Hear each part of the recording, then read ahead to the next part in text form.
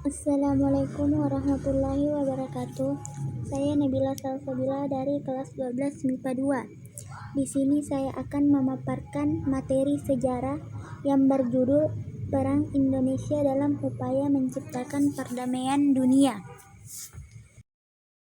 Berakhirnya Perang Dunia Kedua pada bulan Agustus 1945 masih belum berakhirnya permusuhan antara bangsa dan negara di dunia, terutama di belahan bumi Asia dan Afrika.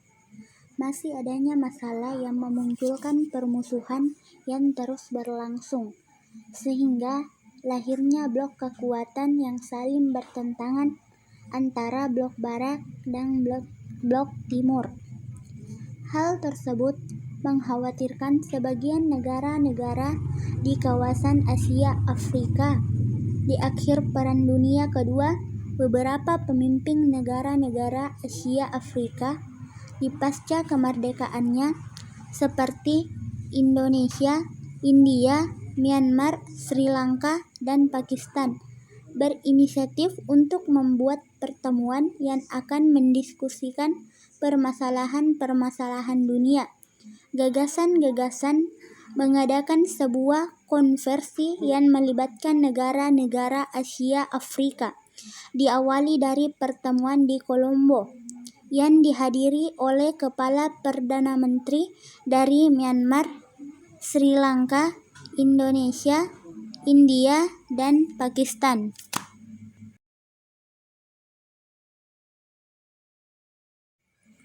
Pelaksanaan Konferensi Asia Afrika pada tahun 1955 pada tanggal 18 sampai 24 April 1955, Konferensi Asia Afrika berlangsung di Gedung Merdeka di Kota Bandung.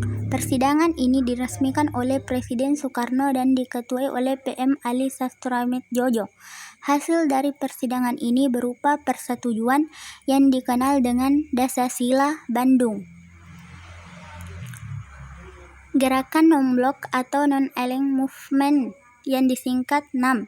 Gerakan Non-Blok GNB atau Non-Aligned Movement NAM adalah suatu gerakan yang dipelopori oleh negara-negara dunia ketiga yang beranggotakan lebih dari 100 negara-negara yang berusaha menjalankan kebijakan luar negeri yang tidak memihak dan tidak menganggap dirinya beraliansi dengan blok Barat atau blok Timur.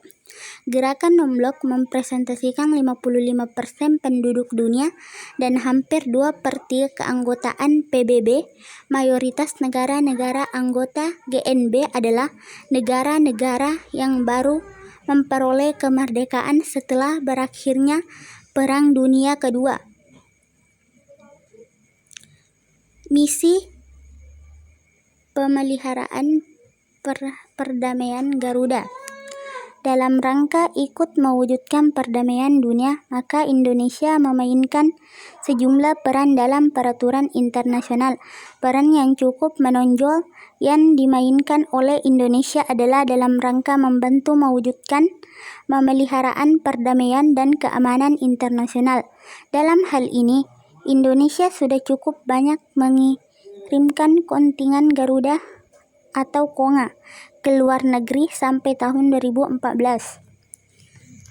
ASEAN pada tanggal 5 sampai 8 Agustus di Bangkok dilangsungkan pertemuan antar menteri luar negeri dari 5 negara, yakni Indonesia, Adam Malik, Tun Abdul Razak Malaysia, S. Rajaratnam Singapura, Narcisco Ramos Filipina, dan tuan rumah Tanat Koman Thailand. Pada 8 Agustus 1967, para menteri luar negeri tersebut menandatangani suatu deklarasi yang dikenal sebagai Bangkok Declaration. Deklarasi tersebut merupakan persetujuan kesatuan tekad kelima negara tersebut untuk membentuk suatu organisasi kerjasama regional yang disebut dengan ASEAN. Dalam pembentukan komunitas ASEAN, ASEAN terbagi menjadi 3 pilar, yaitu ASEAN Political Security Community, Yang kedua, Asian Economic Community. Yang ketiga, Asian Socio-Cultural Community.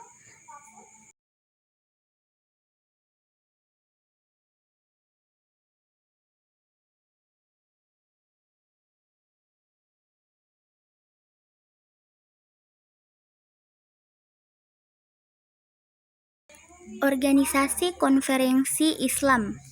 Organisasi Konferensi Islam atau OKI adalah organisasi internasional yang anggotanya berdiri atas negara-negara Islam seluruh dunia. Organisasi didirikan pada tanggal 22 September 1969 saat Konferensi Tingkat Tinggi atau KTT negara-negara Islam di Rabat, Maroko atas prakarsa Raja Faisal dari Arab Saudi dan Raja Hasan II dari Maroko.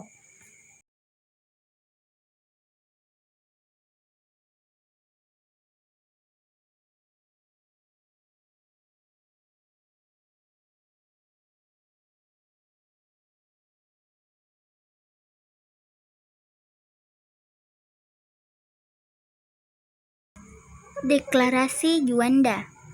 Deklarasi Juanda adalah suatu perjuangan bangsa Indonesia untuk memperjuangkan batas wilayah laut, sehingga wilayah Indonesia merupakan suatu kesatuan yang utuh dilihat dari berbagai aspek, yaitu aspek politik, sosial, budaya, dan pertahanan keamanan. Melihat kondisi geografis Indonesia yang unik, banyaknya wilayah laut dibanding darat. Jakarta Informal Meeting JIM 1 dan 2 mengemban tugas sebagai penghubung Indonesia mampu menjalankan fungsi tersebut dengan baik. Tercatat pada pertengahan tahun 1987, Indonesia memprakarsai Cocktail Party sehingga berhasil mendapatkan kesepakatan antara Menlu RI, Menlu Vietnam dan ditindaklanjuti dengan Jakarta Informal Meeting JIM 1. Pertemuan yang merupakan babak baru dalam upaya mewujudkan perdamaian ini untuk pertama kalinya berhasil mempertemukan masing-masing faksi yang bertikai di Kamboja. Dengan demikian, Indonesia memainkan peran sentral dalam upaya mediasi penyelesaian konflik internasional di Kamboja ini. Itulah penjelasan dari saya. Sekian. Wassalamualaikum warahmatullahi wabarakatuh.